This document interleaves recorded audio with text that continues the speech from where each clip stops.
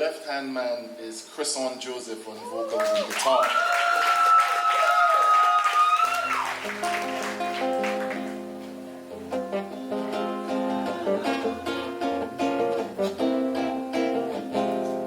Mary, I am tired and disgusted. Don't boil no more fig for me breakfast. Mary, I am tired and disgusted.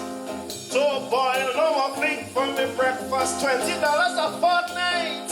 I am paying. What the devil you doing in the kitchen? I'm going to cut down your salary. Some jockey riding race for me. When I first see Kitchener, it's in Arima I see him. My band used to play a lot in Arima, and it had a dance hall upstairs, the Portuguese Laundry, right by the old race course where they used to have christenings and wedding receptions. Was right there I used to play piano with Bertie Francis band, Castilians. We would play a little conch bassy, Glenn Miller, calypso music. And after we done play, we go looking for Chinese restaurant for cutters or the South woman by the market.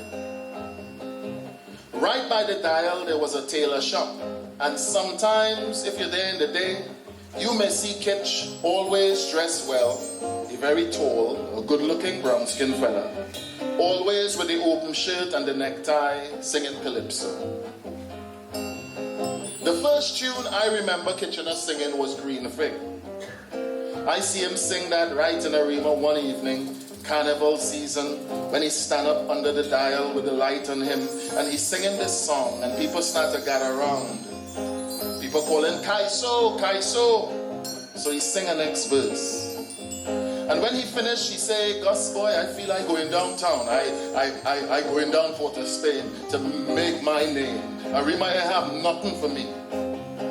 I watch him, I say, Bean, town not easy, you know. You feel you're ready for town? He wasn't Kitchener yet, he was Bean. He said, yes, I'm ready. I said, well, if you need a piano man, ask for me when you reach down. I live in Belmont Valley Road. And you know when that man reached down in town, he really come up Belmont and look for me. And it's so we start to play music from then for years. Mary, I am tired and disgusted. Don't boil no more green fig for me breakfast. Mary, I am tired and disgusted. Girl, don't boil no more fig for me breakfast. $20 a fortnight.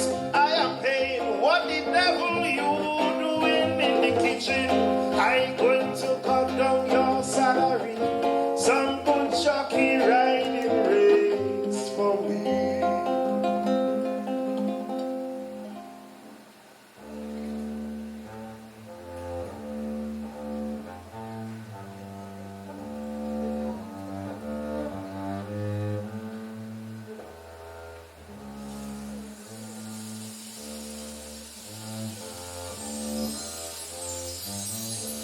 Them days, you couldn't just say you're coming to Port of Spain to sing calypso.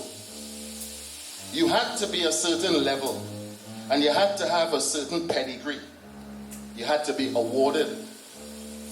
So unless you were the champion of Arima, you couldn't come to Port of Spain. To sing calypso in Port of Spain, you had to be the champ of Gasparillo, the champ of San Fernando, the champ of some place in Gran Cumuto, and then they say, well, he's Cumuto champ. So Cumuto champ will now have to beat Arima champ. And when you win champion of Arima, now you could come into Port of Spain.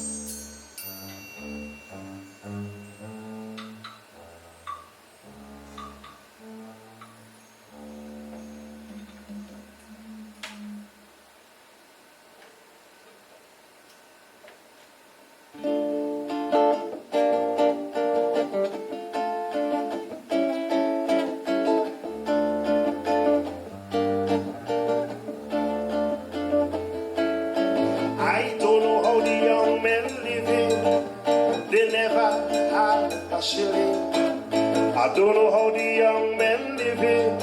You know they never have a shilling. Come in, open the door, give me my bundle and let me go.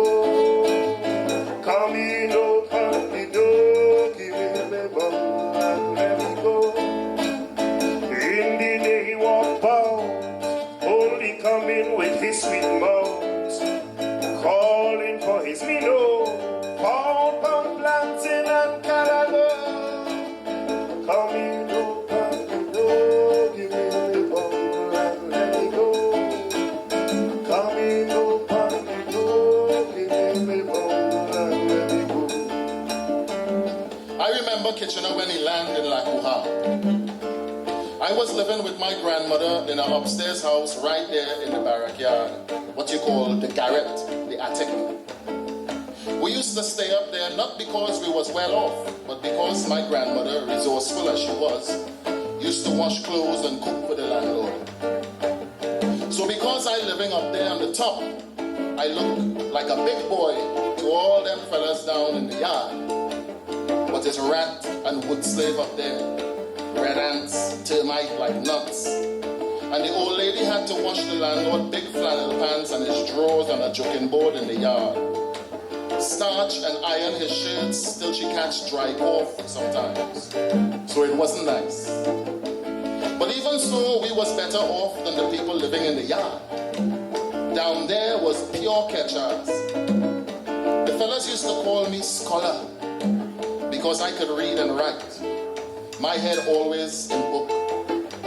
So them Calypsonian who couldn't write or spell good like Melody used to sing and get me to write their words out for them.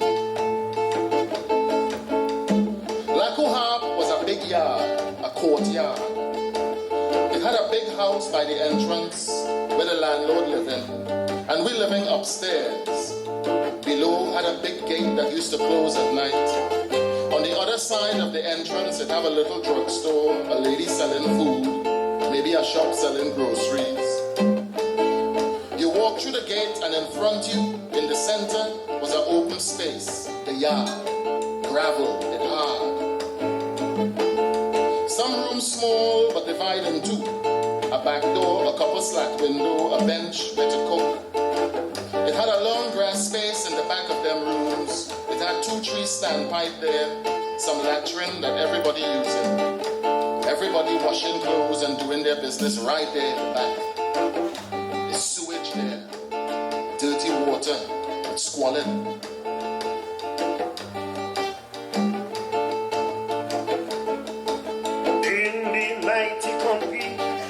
Only longing for a place to sleep, has to cast his weary head as a lump of lead on the cozy bed.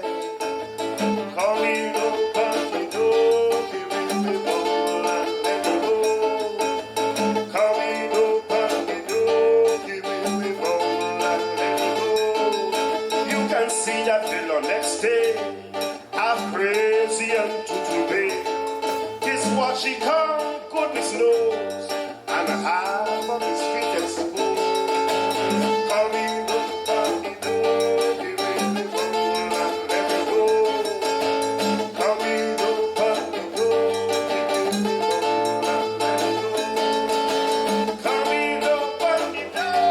giving me bubble and let me go. Coming up on the door, giving me bubble and let me go. Coming up on the door, giving me bubble and let me go.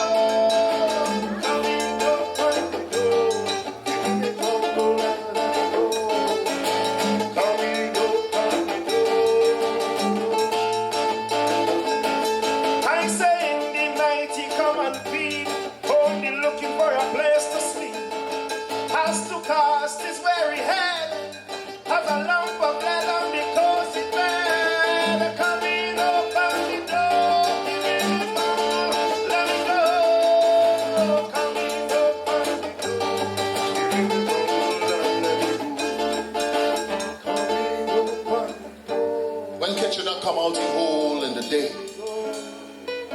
because he's sleeping till 10 or 11 o'clock in the morning. He come out and he take a bath, he change his clothes and he come out in the yard with his hand on his hip. He's surveying Observatory Street like he build a road, but he have to hustle to eat that day, so he thinking what he could do, how he could get a few bob in his pocket, because he belly empty, rent must pay, and he must maintain his image as a Calypsonian. He would go by the corner of Prince and Henry Street.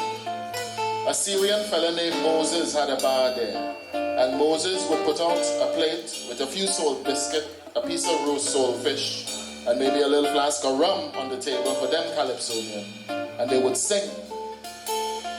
Men like Spoiler, Melody, Sir Galba, and the Mighty Viking used to go there to find out what Mark play in Wappy game or how the hustle looking that particular day. sometimes Kitch used to sing at the corner of Prince and Charlotte Street. There was a Chinese restaurant there, and he used to stand up in front of the restaurant and play guitar and sing. People pass, and maybe they give him a penny or two, maybe he sell 2 music sheets. And if you call him, "Hey Kitch," he would turn around and answer you, whoever you is. Well, eventually the Chinese people run him from outside there. They say he was obstructing. Another time I see him quite down on the wharf singing for them stevedores. All that time he's struggling. Sometimes not even 1 black cent in the man's pocket. But you would never know Kitch business. You would never know that there's 1 good pair of leather shoes he have that he polish. The suit, he will wipe it down when it's dirty. Sometimes he wear just the jacket with a khaki pants. Sometimes he wear the suit pants with a white shirt and tie. When things brown, he borrow a jacket. But Kitch would never ply you with prayers when he see you. He wouldn't moan. He hold his head high and he carry on. And he make his kite, so joy or pain, he singing same way, white shirt and tie. He going up the road. I don't know how the young men live it. They never have a shilling. I don't know how the young men live it. They never have a shilling. Say, come in, open the door. Give me the bundle and let me go. Come in, open the door. Give me the bundle and let me go. In the day he walked out, only coming with his sweet mouth. Calling for his window, all from planting and callaloo. Come in, open the door, give me the bundle and let me go. Come in, open the door, give me the bundle and let me go. Come in, open the door. Come in, open the door, give me the bundle and let me go.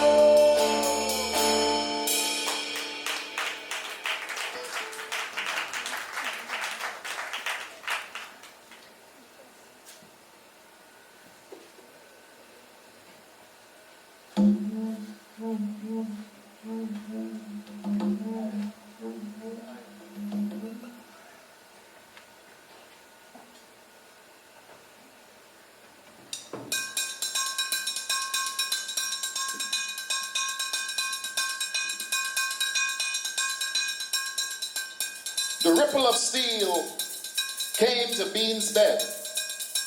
From the iron band beating there in the gap between wood shack and wire fence around the half yard. And the sound of the iron beating was a reamer.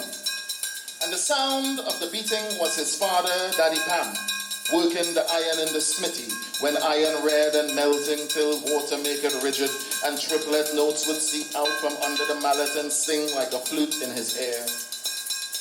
And from the sound it making, everybody in the village would know that Pam was in the fire shed making iron bend.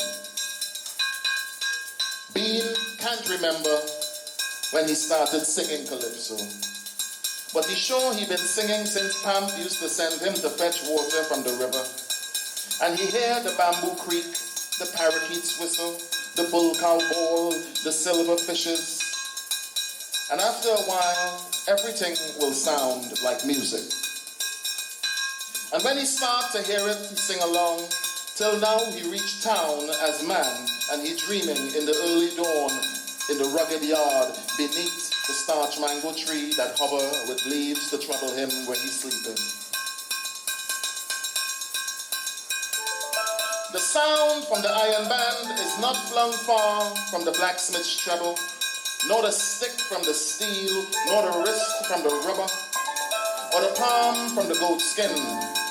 Being in dream sleep, composing melodies for iron band to play, rugged polyrhythms of call and response, laugh ways, bel airs, toom black, yambalu, all the L's.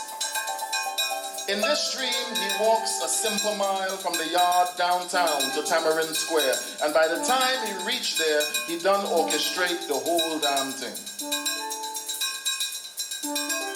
But Daddy Pap's son, the Arima champion, Can't afford even a 6-cent room in the yard, so he begging pallet on floor and couch. And his real zeal straining from singing on the corner of Park and Charlotte every afternoon for 2 cents and 3. Yes, Lord. Life in the barrack hard, hard. And his bed so bogus. And the holes he wrapping have tarpaulin. And his perspiration pungent.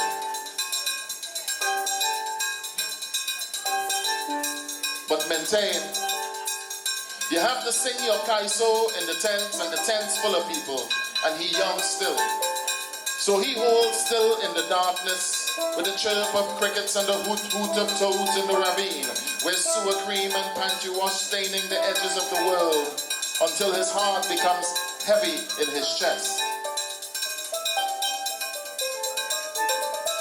The sound is sweet, and beat by beat, it expanding, it grows so wide until within it he can hear the whole village bluesing in the steel. The wasp-waist man, the long-stones man, the children crying, the rag and bottle man who's smelling of lizard shit, the Grenadian mother, so protective of her daughter with a young girl beside her. He hear how she rock back and laugh. He hearing each man's cry in the steel, every weary woman moan flesh on flesh, every ring hand slap and cuss and quarrel and shiver of thigh upon thigh. Nights in the barrack yard support a Spain. Stars bright like pinpricks in a cape flung against the darkness. Humble in the corner, the Calypsonian lay there, humming bass in his throat.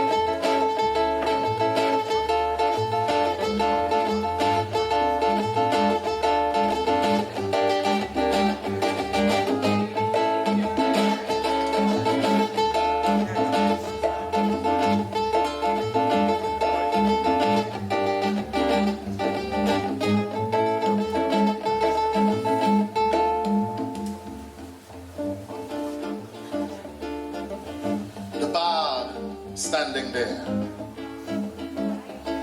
between the bamboo posts that holding up the back of the Calypso tent. They call him Tiger, growling Tiger. But what they're calling tent is just a shed that thatch, growling as he's sucking orange after navel orange in that narrow yard behind the shallow wooden platform they call it a stage. Where old naughty ziggabush that hard to kill does trouble the wire fence that separate the tent yard from the back of the Diamond Penny Whore House on St. Vincent Street. The tiger face screw up, green citrus biting the corners of his mouth, his eyes squinting, spitting the slippery seeds, his mouth like cardboard box when it wet, and he folding the orange for juice to burst, and it's sucking sweet. Tiger turned from the darkness, and he watched young Bean talking with the other singers. He watching how Bean hard blinking out his words. This young man told what they call linge. Bent from the waist to trouble the guitar man air, say he humming song. And Tiger seeing this sideways, leaning forward so the damn orange juice don't run on the good white shirt that his woman starched and pressed for him that afternoon.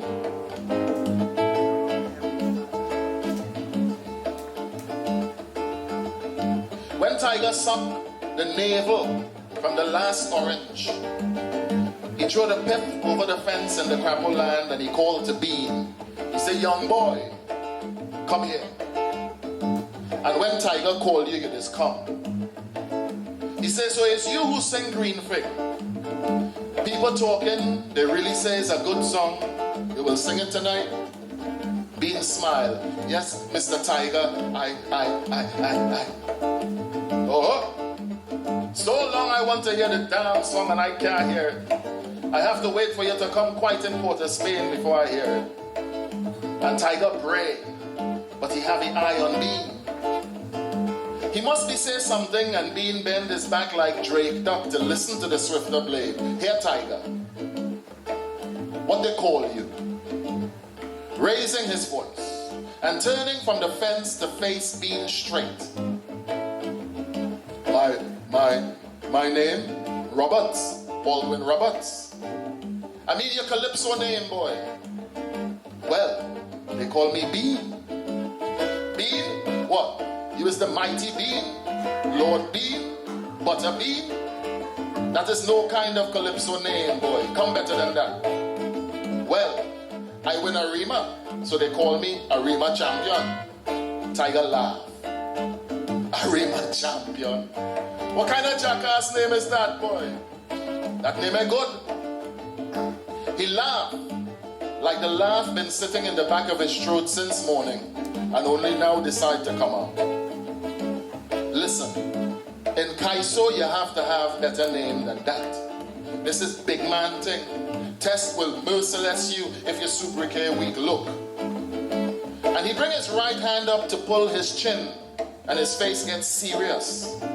He bend his head to think. Then he look at Bean and he say, from now, you must call yourself Lord Kitchener. Anybody ask you, tell them Growling Tiger, give you that name. I give you that because I feel you could be a general in Calypso. You have the height and you have the ambition. And with that, Tiger asked for a nip of rum and he dashed that over the young man's head. Then he done talk. He moved to the side of the stage to watch the show starting. Bean stopped there to think by the wire fence, to let the name roll around his head, for it to mingle and merge with the jungles above the city, and the river running beneath, and the sound of the black-back crapple bleating in the bush, and to repeat the name lightly, like something fragile in his mouth, until it began to take on its own shape and resonance. Lord Kitchener. Lord Kitchener. Lord Kitchener. Lord Kitchener. Lord Kitchener. Lord Kitchener. Lord Kitchener. Lord Kitchener. This is the city and this is the hill and these are the ravines where mosquitoes are knitting barbed wire in the gullies. This is where the growling tiger shadowboxing at the side of the stage, firing blows to the breeze to compose himself, waits for his turn to step into the ring.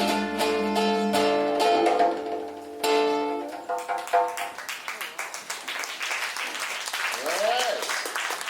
So, let's take a minute to chill a bit. How you guys doing anyhow? Everyone alright?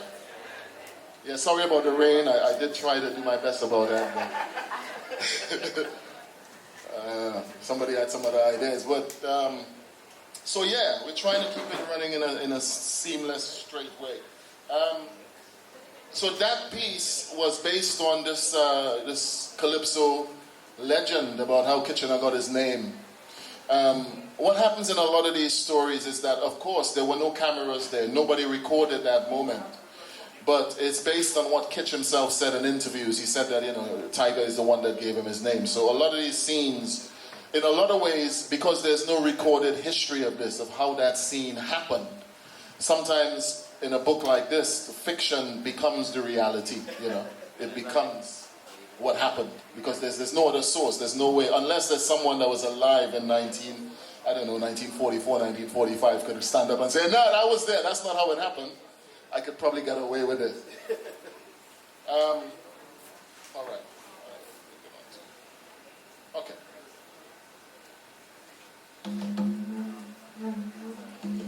So This particular section is about a character called Bubbaloops, who some of you might have heard about.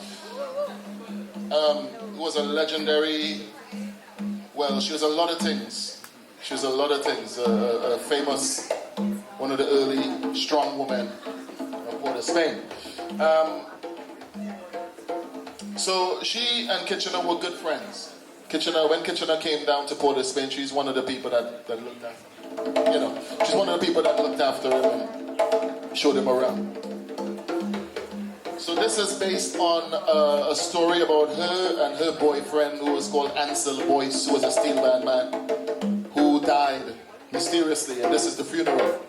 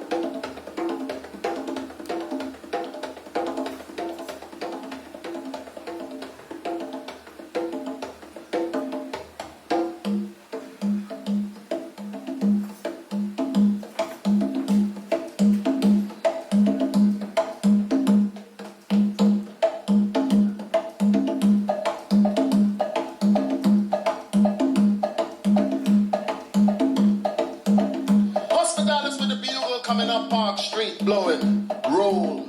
Jack Ben, Swiss and Gree with the bubblers tree. Blow. Park Street narrow, it ballin'. Fathead have the kettle beating. Audrey have the cuff boom. Great drum iron. Mallet beaten down from the Yankee caboose. Whistles, bells, spoons, bones and teeth.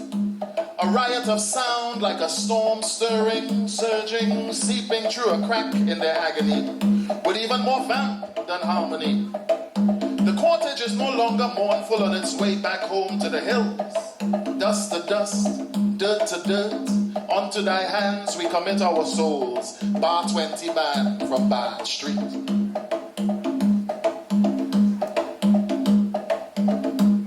1,000, 10,000 to bar me one. It's murder. 1,000, 10,000 to buy me one. The drums. Drum is breath and drum is life and drum is lung and drum is heart. These men and women play these drums as if their power had too long been hidden in the hot alleys and gutters that perforate these regions east of the dry river. And having been unable to speak until now, they beat reckless in their supplication. People start to follow them across the bridge, moving among the muddy gutters and black shack alleys with shattered glass and red dirt at their feet. But the police have a jeep. The police have a jeep. The police have a jeep, and they're blowing the horn. They're trying to disperse the crowd, but it's growing, it's growling, it's picking up delinquents from all them hard hell yards going up Observatory Street, Quarry Street. They call them streets, but these are really alleyways, passages, colonial roads.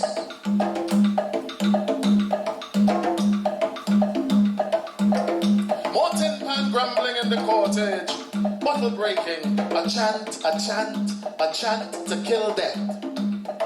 Sirens send them scampering, but some stay beating iron in the dust until they pass Oxford Street corner and they're going up still.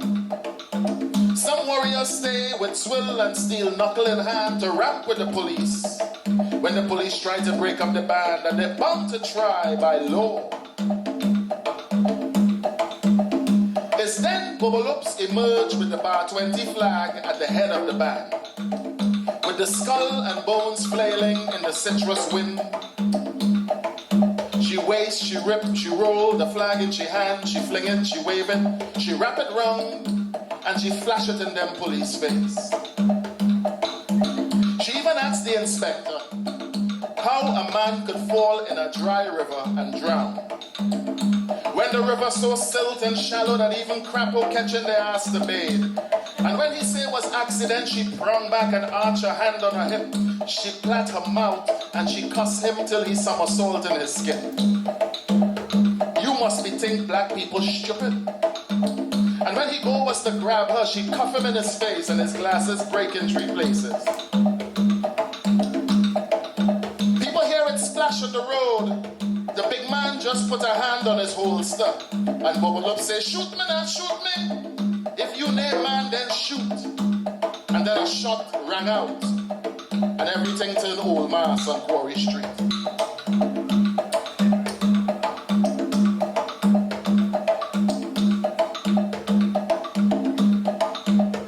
Bubble up's the tired fight. She the tired making fares on George Street corner. Tired of the pimps, tired of the police, tired of the courthouse, tired of the jail, tired of skinning up, sucking and smiling back. Sick of the suffering she saw all around her. The law like it make to down-press them. Bourgeois and politician never pass this way and see poor people bathing by standpipe, suffering and smiling like rainfall and sunshine same time. And as she staggers to her feet, the sadness of it fills her with wind and lifts her up, upwards and away from the scene, upwards above Quarry Street, lifts her up until she can see the blood-red sun sinking, the ocean dark and deep as death, Ezuli, Ezuli. And bereft at the agonies, the weight she must bear, the muddy inclines and stagnant pools, the hurricane brewing at the interstice of day and night, torrential rain, the lingering scent of a stevedore, the courthouse and jury, colonial awnings, dust upon the roof of time. Up, up, up, up, up, up, up,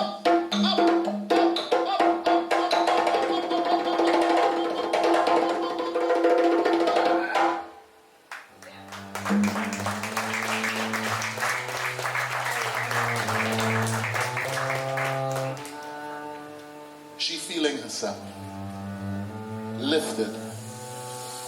Bliss of this moment, the flag falling from her hand, unfurling to the earth like wings of a stingray. Then she is falling through eternity, away from her birth and growth on these roads. Then she feels herself fall again, then spinning, spinning, spinning. And it was then that the young Calypsonian held her from falling. She fixes her dress, dusting off the dirt with the tips of her fingers, as if she is sending waves back to the ocean. You see what they do me, Kitch? Even a woman they will beat. And she sigh like she blowing out the sun. But looks, you're mad, way. How you go see a big police soul and want to fight the man? You're mad? He could have killed you. You afraid? Afraid? Afraid for what? What I must be afraid for? What they could do me that people have do me already? Beat me? Shoot me? For what? I is just a Jamet boy. Bobo say nobody. Jail can't kill me.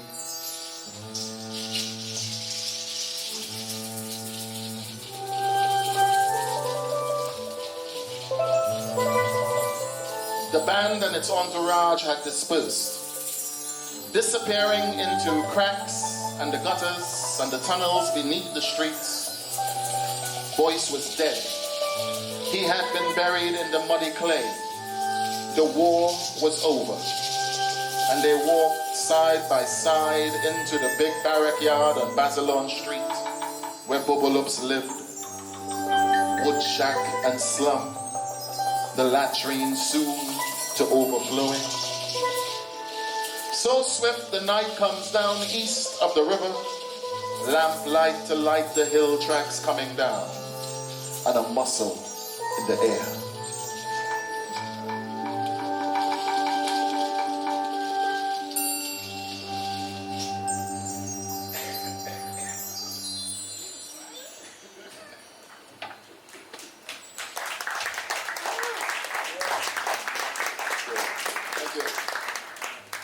Yeah, one of the good things about reading in Trinidad, reading Kitch, or reading any of my work, is the lack of explaining I have to do. You know, I could just read this stuff. You know, if I'm reading it in London, I got to explain what so much things are, you know. Which is cool, you know, it's all right, but it's a lot of fun to be just, you know, speaking the same language with people. Cool.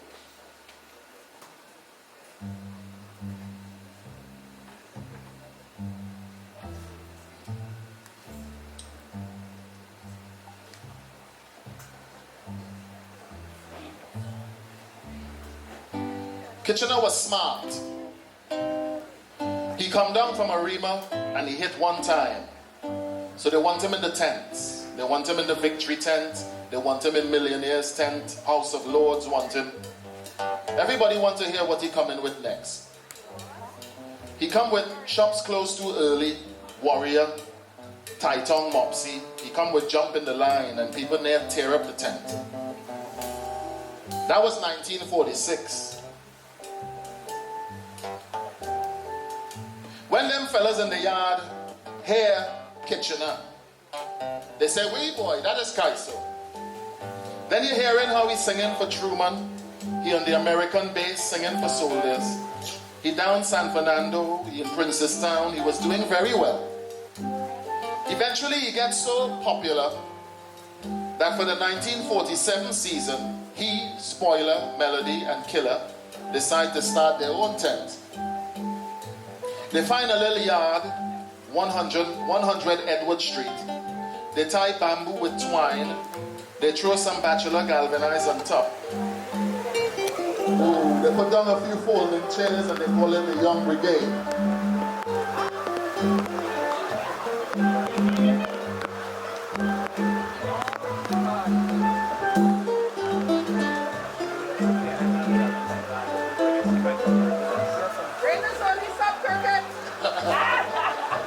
We're going.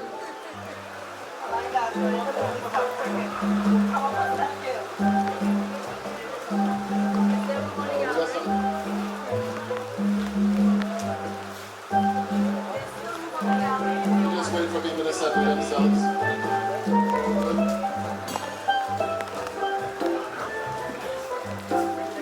Kitch said in the outside that he enjoyed it.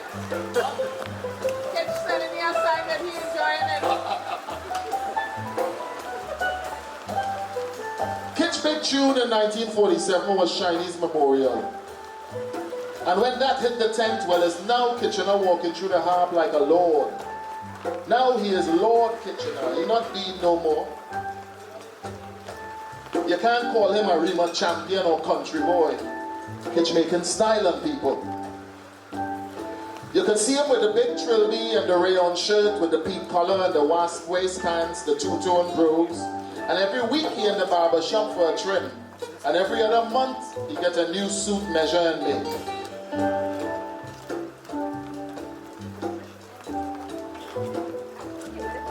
Kitchener was one of the best dressed Calypsonians I ever know to pass through Port of Spain. He walking through the harp and the fellas saying, "Hey, you see Kitch? Kitch have a neck suit on again, new pants, new shoes." Only Royan Lion could have dressed more better. Nobody could touch Lion. Lion would wear pinstripe tuxedo with African waistcoat, red cummerbund, bow tie, a bust cravat. He have matching shoes, belt matching hat, watch and chain, monocle, anything, bowler hat, white cane. Kids used to watch Lion good. Lion singing in the Village Vanguard, Lion in Harlem, Lion in San Francisco, Lion in Hamburg, Lion cutting record, and Kitch want to cut one too. Kitch want to hear his voice on the shellac. He want to see the world. And that is normal, no problem. Because when a young man in Trinidad gets to be about 23 or 24, he does feel like he outgrew the island. Remember, Trinidad nice, but it's small. So around this time, kids start talking about leaving Trinidad.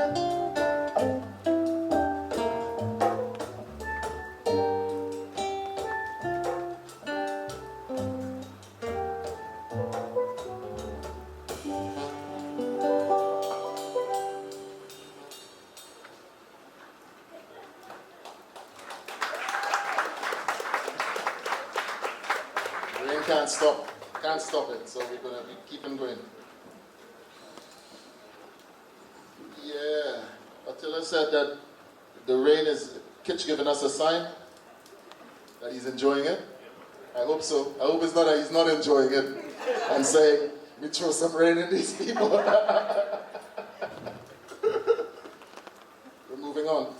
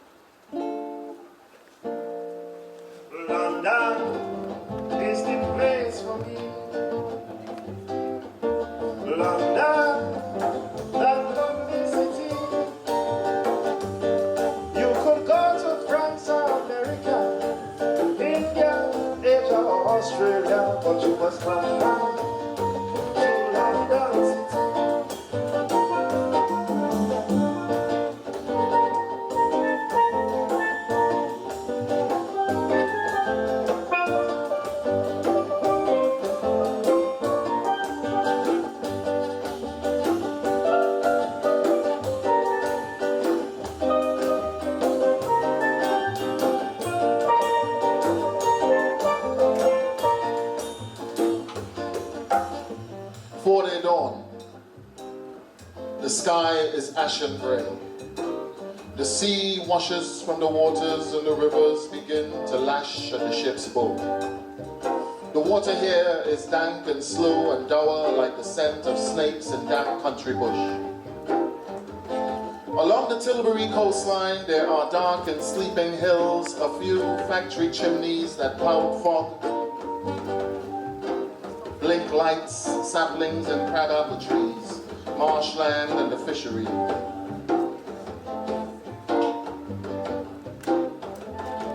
Dark figures crowd the prow of the ship, black faces peering from the top deck. Some have footholds in the rigging, while others hold their hats and jackets shut against the wind. Silhouettes of their dark masts, and then the buzzing hum of their voices traveling across the water. The ship begins to turn slowly into dock. It asserts its drafts and trim. It rests on its keel, and then the engines die with a groan. Those on the shore cannot fathom the depth of field. Likewise, as islands are often underestimated on maps by cartographers, so too the ship's true scope overwhelms the eye.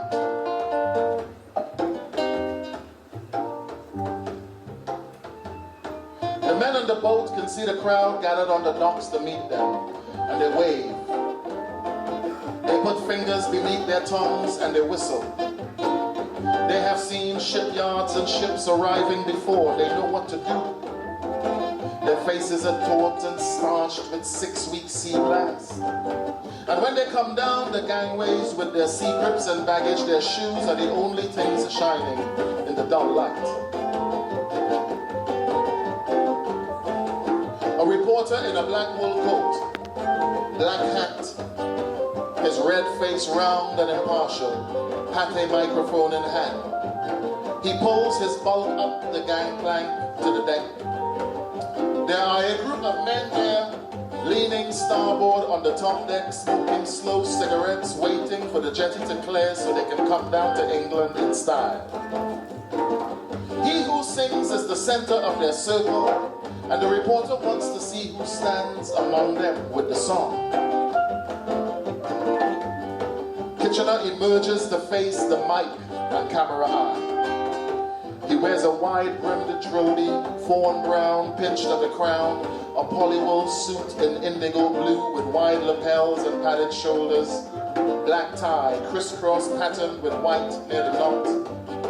The trousers are high-waisted and hold 2-inch folds. They fit so loose in the thigh that the sea breeze flaps the pleats. The camera operator sets his tripod on the roof of a car on the jetty below, and he zooms the image of the Calypsonian down to earth from the deck. What appears to be close in his lens is actually distant, and this is why the film stock cannot capture the fine details of the Calypsonian's face. Now, may I ask you your name, Lord Kitchener? Lord Kitchener, now I am told that you are really the king of calypso singers. Is that right? Yes, that's true. Well now, can you sing for us? Right now? Yes. London is the place for me. London, that's lovely city. You can go to France or America, India, Asia, Australia, but you must come back to London City. Well, believe me, I am speaking broad-mindedly. I am glad to know my mother country. I've been traveling to countries years ago, but this is the place I wanted to know. That's London, the place for me. To live in London, you are really comfortable. You know why? Because the English people are very much sociable. They take you here and they take you there, and they make you feel like a billionaire. That's London, the place for me.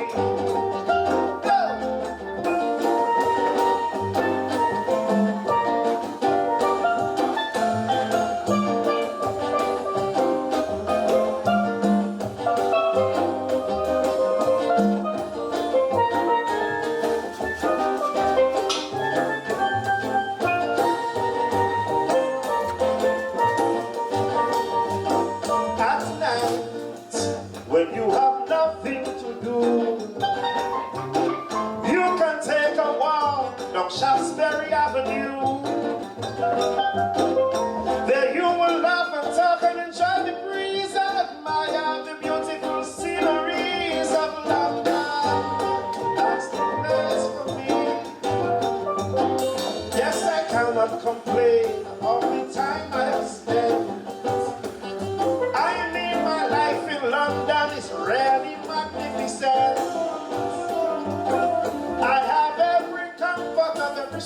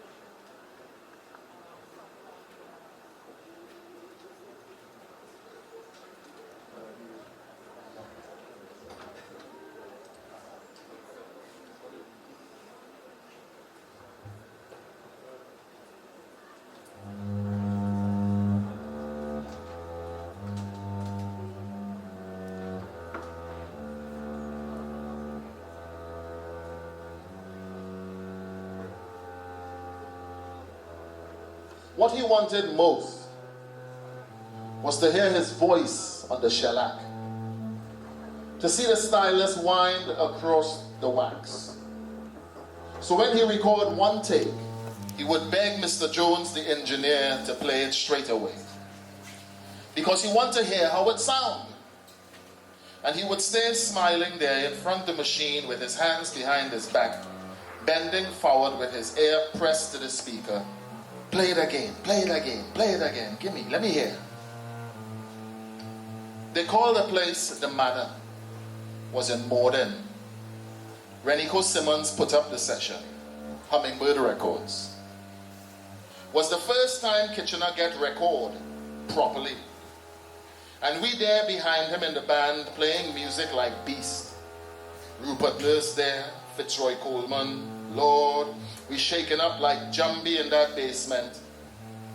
And I look up through the one window it have in there and see the leaves leaving the big crab apple tree outside in the manor grounds. It was autumn. I hear a motor car passing in the distance, train, people going about their business. And I say to myself, but wait, like England don't know we here at all. Look how I beaten up them bongo drum till I coughing up blood. We put all we spirit in that music.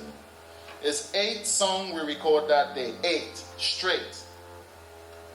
Kitch call for Chinese memorial, run the tape, we run that down, steel band, jump in the line, all get waxed in one take. And no matter how Mr. Jones tell Kitchener that it's best to record everything first and then to listen, Kitchener have no patience. He want to hear every note. He want to hear every word as it going down in history.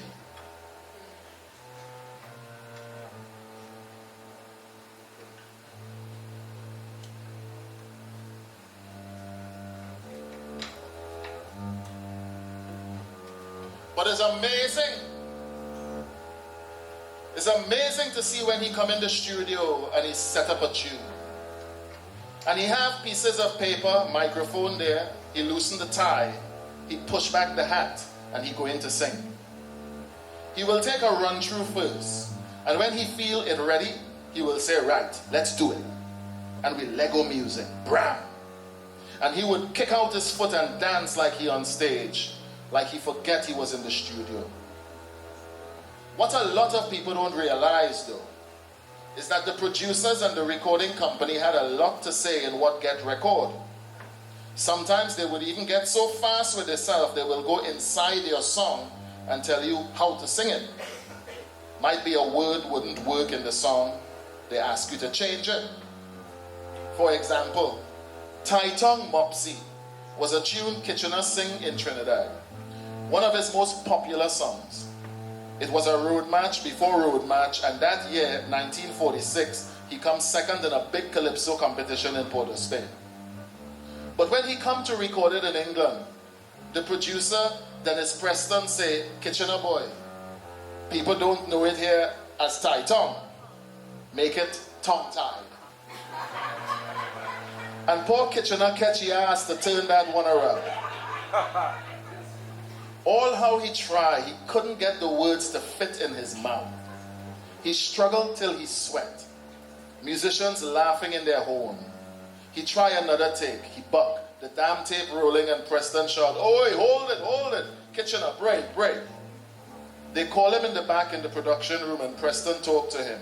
When he go back to sing, he's singing, last night I had a romance with a tongue-tied mopsy. See that? He wouldn't sing tongue-tied at all. He tongue-tied himself. Tongue-tied is the best he could do, poor fella. But I think even when Belafonte sing Mama Look a Boo Boo Day, he changed the thing around and pronounced it different. He couldn't sing it exactly how Lord Melody sing it. No, Yankee people can't understand a damn thing what Mello singing. They can't catch the lingo. So Belafonte softened the edges a little bit, make it accessible. He make it so anybody could understand what he's singing without changing the meaning of the song. That is the art.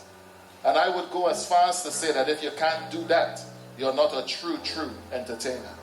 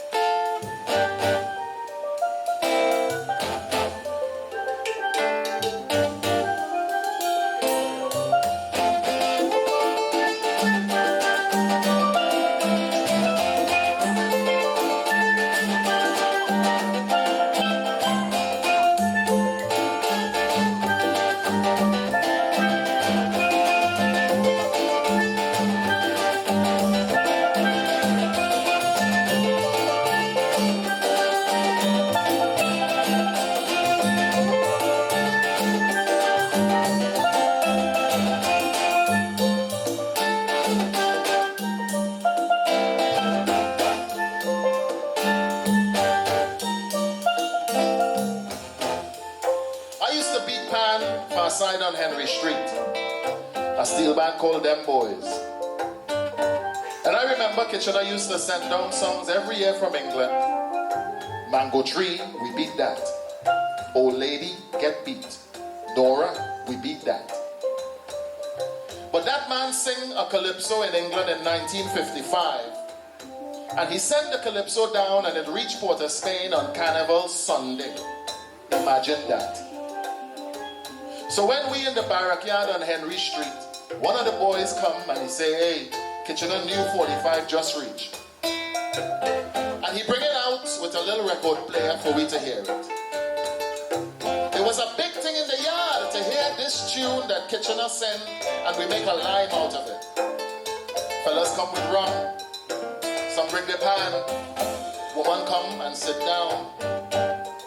And on that record, one side had a tune called Constable Joe, about a Grenadian who paint a mule in Kumuto so he could teeth it and all this kind of stripping. But on the other side was a tune called Trouble in Arima. And when we heard that tune, we bawled. We couldn't even catch myself, a faucet sweet. Big man was jumping, play it again, give it. And as pan men, we want to play it in the band. But it was Carnival Sunday, eh? Fellas painting costumes, some painting pan, getting ready for Juve in the morning. And my band captain was there in the yard and he stand up and say, who could play it? Or you feel you could play it? You could play it, scholar? I say, yeah man, I could play it. But what about the song we don't prepare to play? He said, forget that. So we arranged the whole tune one time, right there in the yard. And Juve morning as 4-day dawning, we band, we head red, and the band hit the road. When we coming down George Street now, heading into town, Casablanca Steel Band Block. They coming up, and we going down, and they stop right in the middle of the road so we can't pass. We have followers, mostly women. And Casablanca have plenty followers too. And them from Belmont, they're irascible. One Bajan walk up and he say, oh, you can't go in town without you. You best turn and go back up the road. Go back Henry Street. Behind him, Casablanca waiting like an engine to start sharing patas. And we was only a small band compared to them. So my captain said, turn back. And as we're going back up in the barrack yard on Henry Street, everybody's still singing. And would you believe the people with Casablanca start following us? They leave their band and come, and we had a big jam session on that one Kitchener tune right there outside the barrack yard on Henry Street.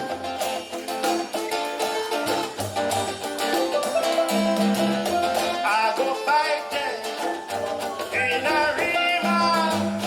If they hold me, it's not slaughter. Tell me woman and me brother. Tell me sister, don't surrender.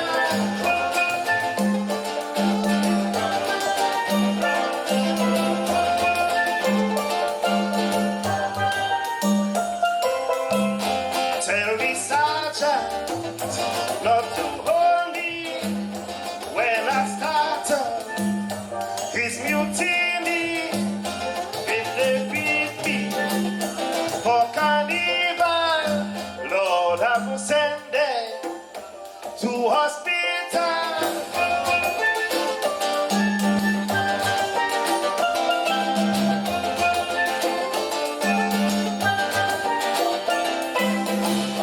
Teaching from a remand. Lord, if you touch me, it's manslaughter. I am waiting round the corner. Lord, if you cut that for them terror.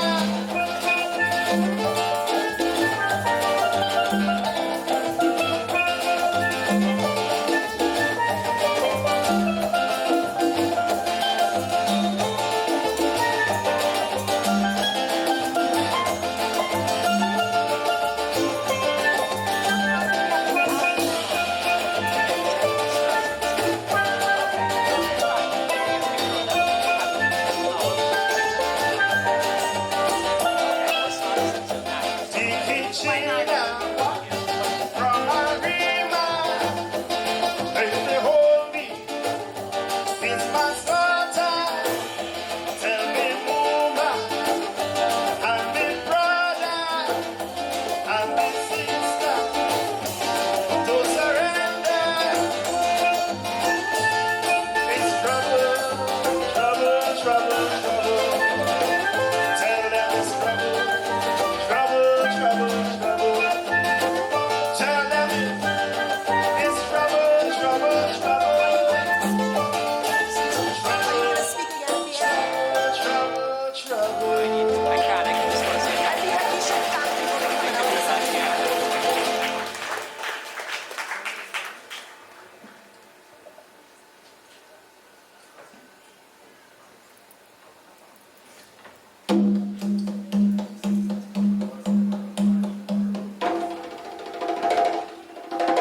Ghana is the name we wish to proclaim.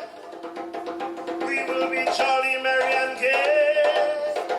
The 6th of March, Independence Day.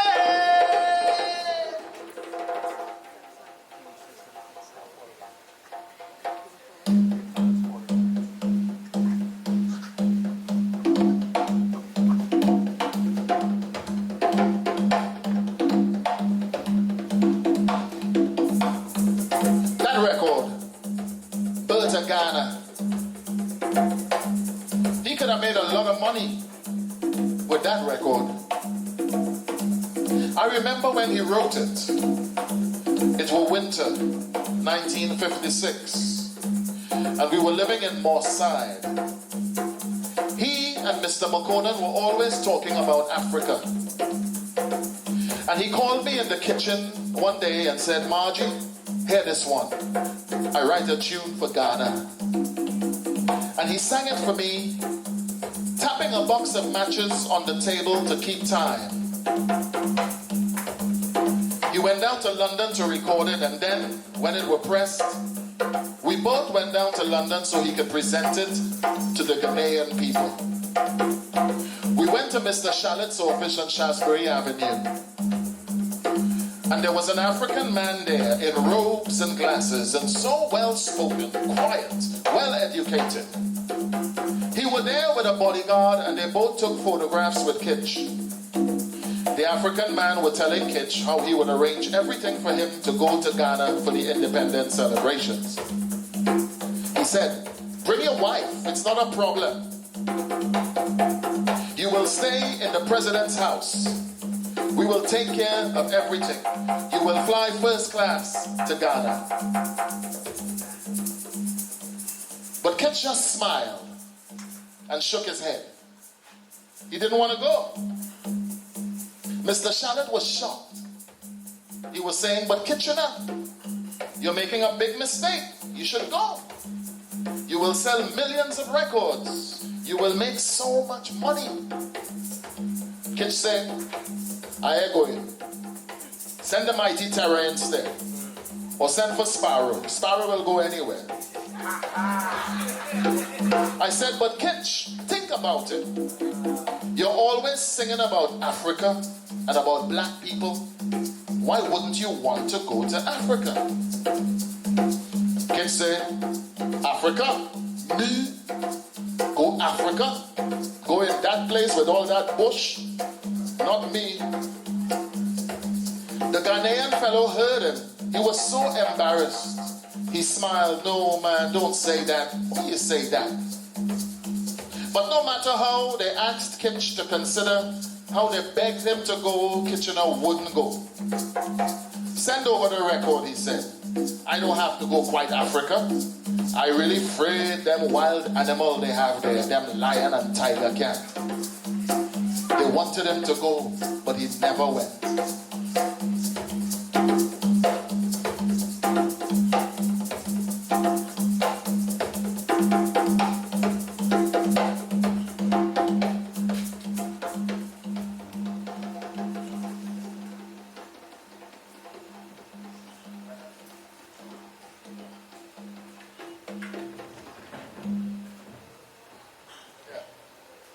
So, there are, Kitchener was a man. There were aspects of his story that were not all calypso and fun and stuff. So, these two pieces are kind of about more darker periods. That Africa thing is interesting because it's a true story. It was told to me by his first wife, Marge, who's, who wouldn't go to Africa. And the reasons why, some of the same sort of mentality that Kitchener had, we see it, we still see a bit of that. And there's still this idea of Africa and, as Caribbean people and black people. It's changed now, hopefully, but definitely back in the 50s, that was the thinking.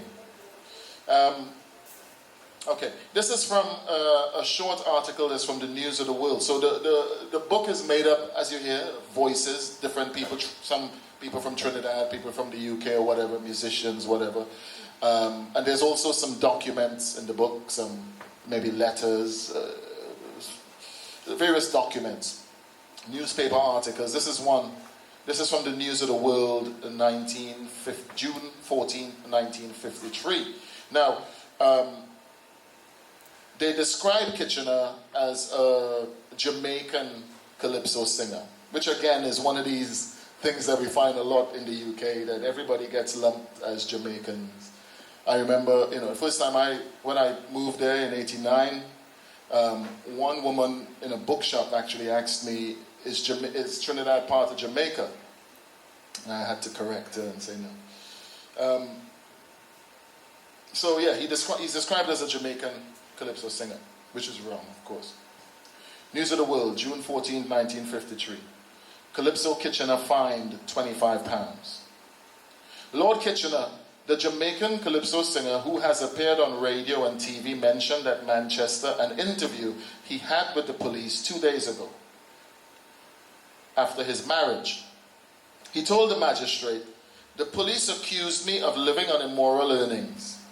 He added that he had never received money from his wife, whom he married 7 weeks after meeting her.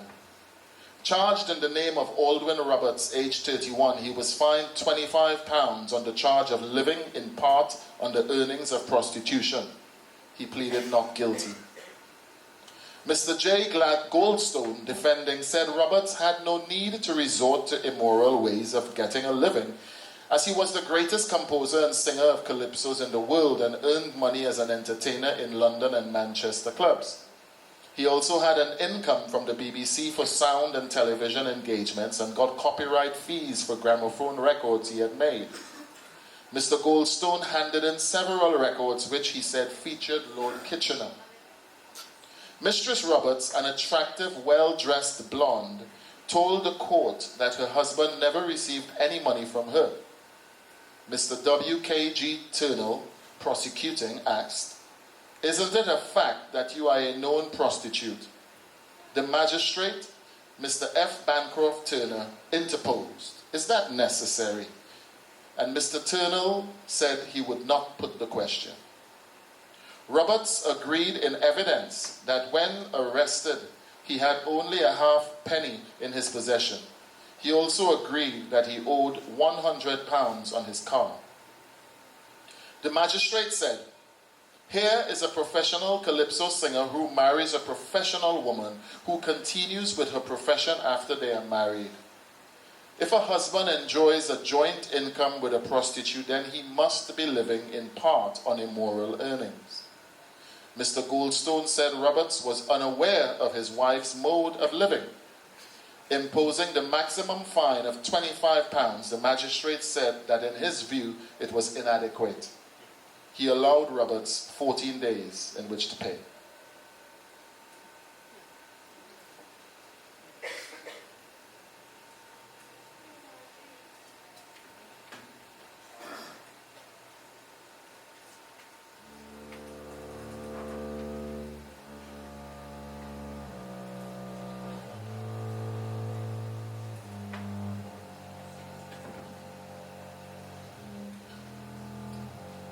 (1963).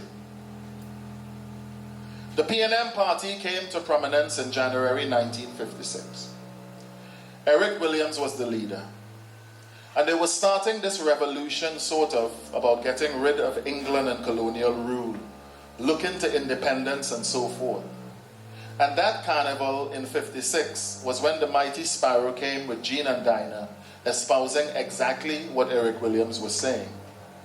Now, calypso is a lyrical kind of tradition, so the voice wasn't necessarily an asset.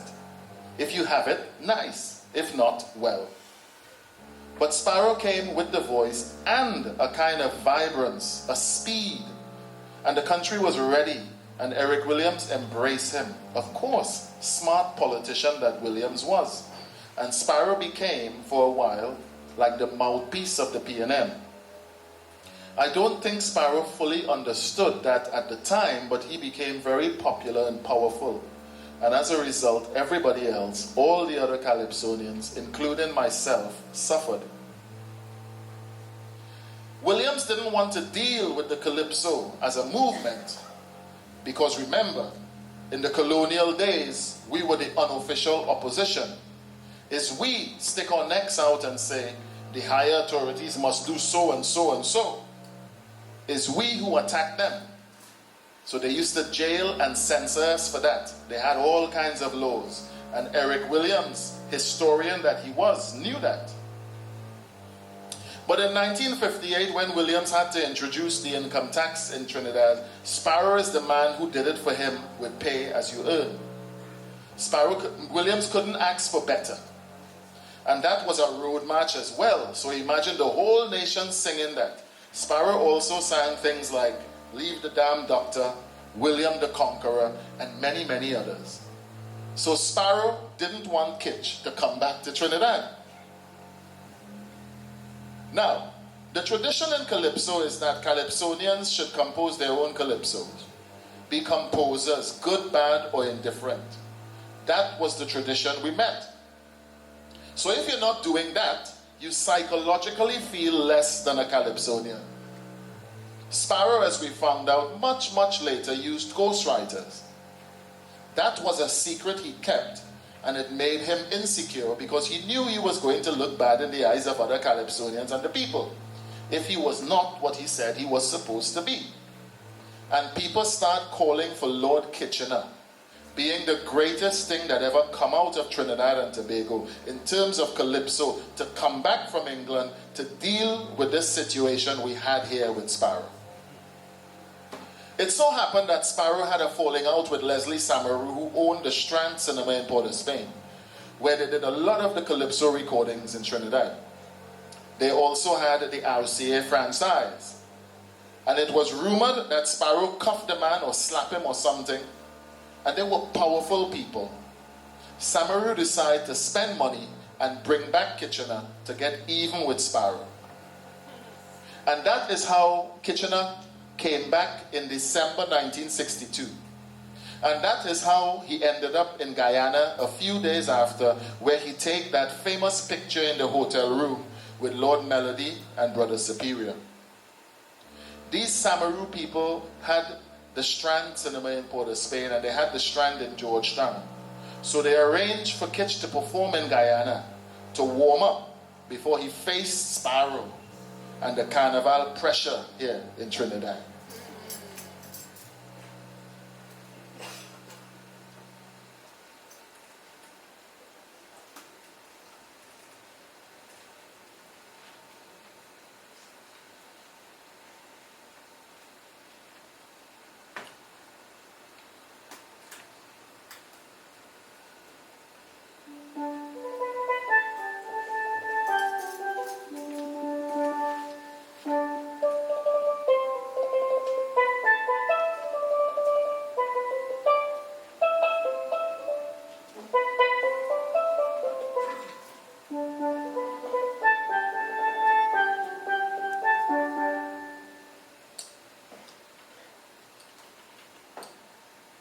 Bull brown drum skin beat and it blow.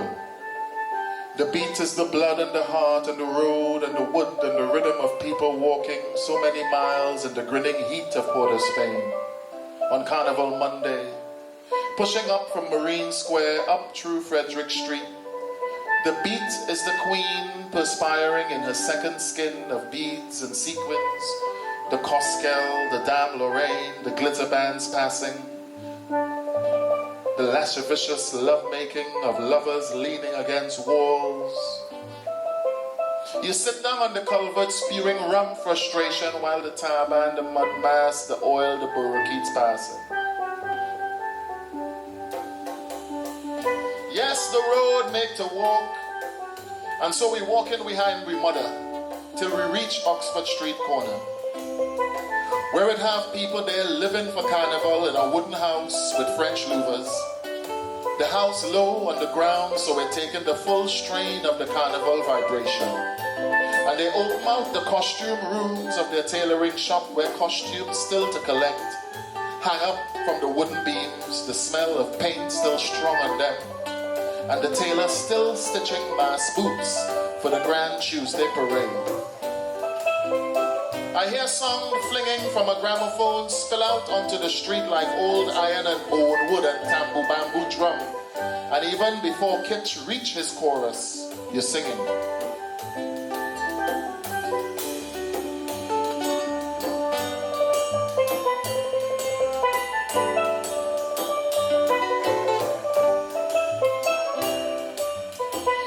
So we're going up Frederick Street with music and people from every street and alley side till when we reach the cenotaph at Memorial Park and see the dust rising in the savannah ahead from a steel band coming from Belmont through these narrow avenues and gingerbread yards across the mossy ravines that wash down swill from the Shank Hills. The murmur of the steel getting louder as it coming, and Mammy still a few steps ahead of us, carrying a basket of fried chicken pilau, Kool-Aid and coconut drops. She turned when she catch the sound of the band and she say, I hear it Kitchener tune. So her walk is different now. In its pivot and pelt of hip, it anticipates the swing of the approaching band. She becomes oblivious to everything but the pan, oblivious to the small iron and spoon contingent outside the museum, to the Moko Jumbi's wooden feet knocking on the hard road made to walk, to the trebly speaker hissing from the Chinese restaurant. No, Mammy like nothing more than pan. Leave the old mask, the pretty mask, the jab, the oil mask, the brass band, and the money. All mommy want to hear is iron, and only iron could make she dance like this.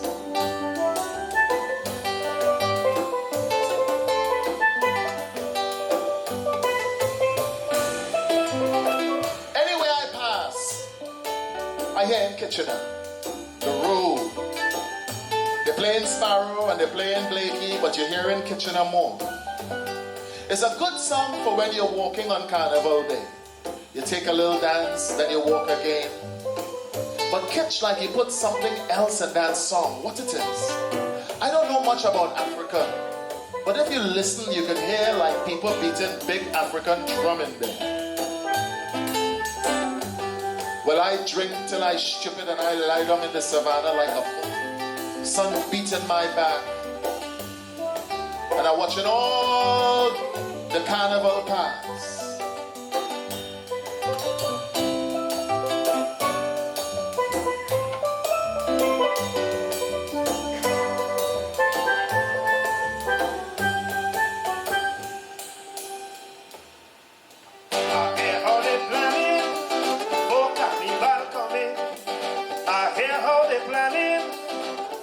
You guys can sing along if you want. I know you know the song. And they don't care about trouble, but tell them don't worry with me. It's a different thing, 1963, because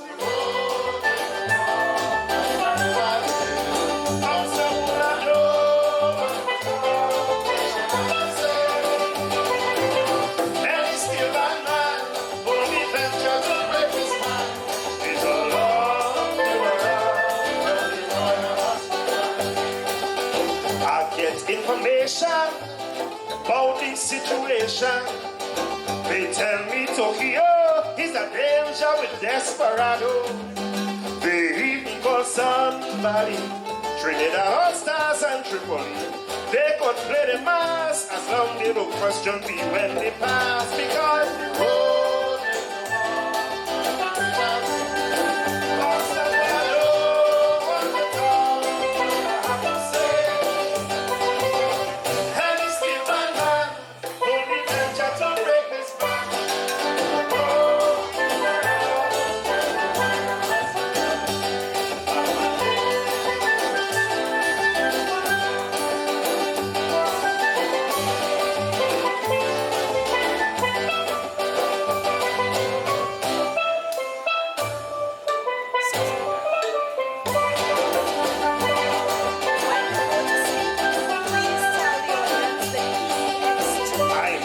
is in making my assertion, whether it's invader, Dixieland or the fascinator, they all get the same wire, including crossroad and crossfire.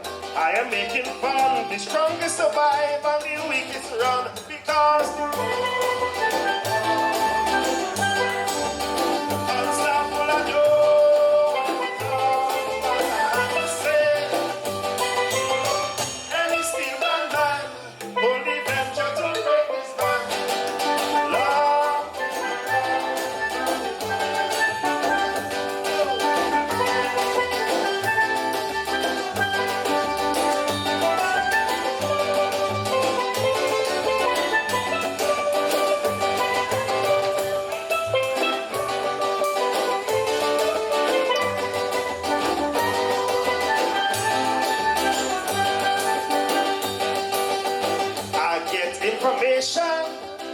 About this situation, they tell me Tokyo is a danger with desperado.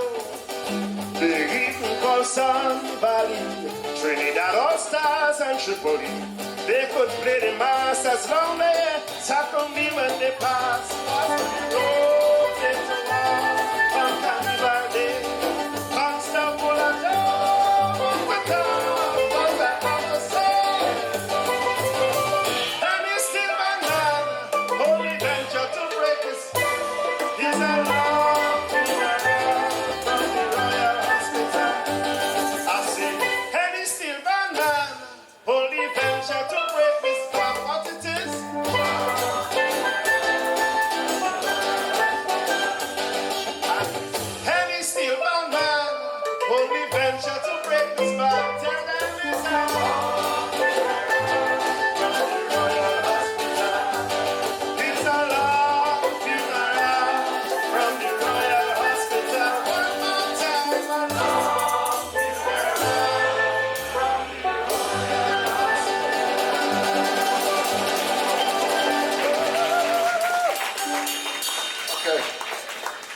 Thank you. So we're just about done. We go one more piece. I just want to thank Krisson Joseph again.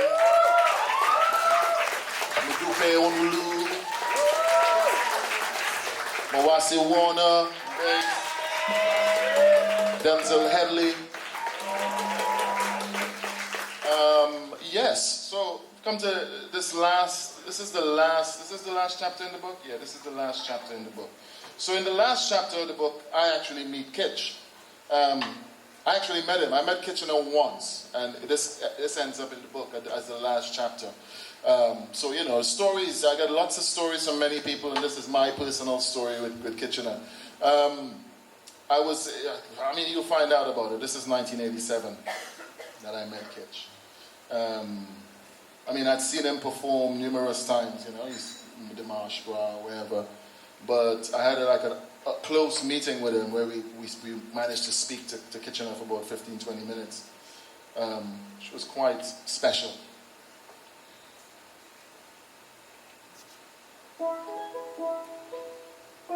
Carnival Tuesday, 1987. We now reach town and taking that legendary walk up Frederick Street. Through mass and muscle and every junction blazing. We pass through Raoul Garrett Band by Park Street. Woman in silver bikini whining by the Royal Jail. Jumbie peeping over the wall. And all about you is horn you're hearing and bass rattling the road. Round by Memorial Square, we see Peter Minshall Band coming up Keith Street with masqueraders 1,000 deep. And when you see Minshall, that means David Rudder and Charlie's Roots on a truck somewhere near behind. The great King David was there in truth, hanging out the side of the band truck with a towel around his neck, bringing in the chorus. This is not a fete in here, this is madness. And it's so we end up crossing the big yard stage with Minshall and Roots, to find ourselves chipping through the savannah dust on the other side in the trample out, still dancing, hip flinging, sweet in the paradiddle of the moment. Is there we was, dust kick and coming across the green to Queen's Park West, where the snow cone stands and beer and roti stalls line along the road. Smoke and the scent of roast corn and sunburnt grass, wind blowing down sweet from the St. Anne's hills. Sunlight glancing on sequins and glittering breastplates. That is where we was. Now, across from the savannah was Marley Street, where the U.S. Embassy was, and where black people would line up from dark 4-day dawn every day to catch hope in visas to escape this island. But on that burning day, we was walking cool round there, not begging them white people for nothing. In fact, we was whining, praising our birthright to mass and pissing on those white walls. Tomorrow, Ash Wednesday, the line would come back long. Well, it's in front there he was, standing between the dust and the green haze and the grass flies buzzing, and the savannah's burning ground swirling around him on all sides.